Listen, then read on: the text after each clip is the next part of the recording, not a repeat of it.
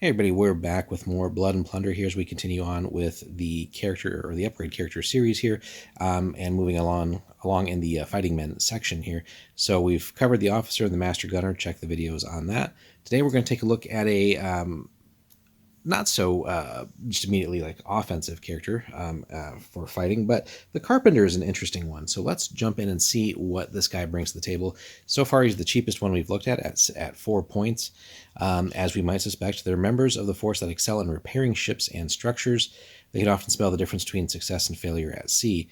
More so geared towards sea, right? We're not necessarily playing as often maybe with like structures that will be needing repairs, but cool for very like themed games. But anyway, let's jump in.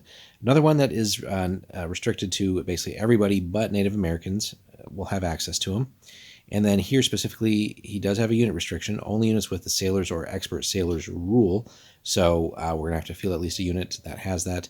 There may be, it's hard to remember all the factions instantly here, but there may be a faction or two out there that maybe doesn't have access to a good sailor unit, but there's so many that do. So really, again, he's going to fit in multiple places, right? So chances are, if you're playing a given nationality, you'll have some sort of list somewhere where they can be put in. Again, the command range, let's not worry so much about that it's such a shorter command range, because again, he's going to be in a unit where he's going to be applying that ability, or at least be close enough, especially if we're on a ship, right? It tends to be a little bit more packed together.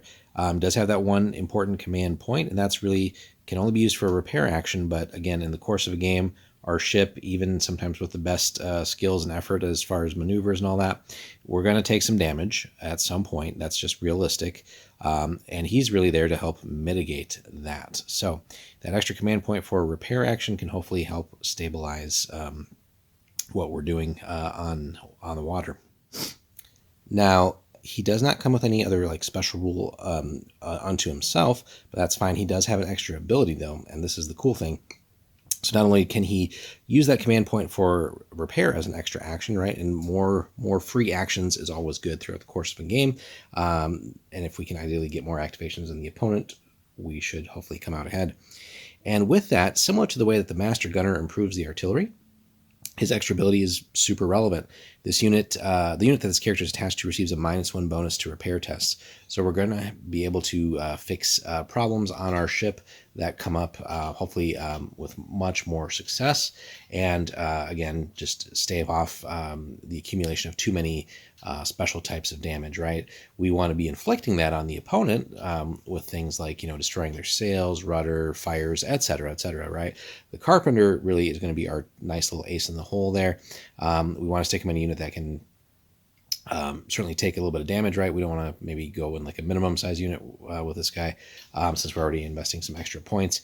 But having that ability overall to keep our ship in the fight as long as possible is really well worth the 4 points. Let us know, guys, your favorite memorable moments of maybe including the Carpenter and where that really has made a difference in the course of a game. Hit us up in the comments on that. Be sure to like and subscribe, and we'll have more Blood and Plunder for you very soon.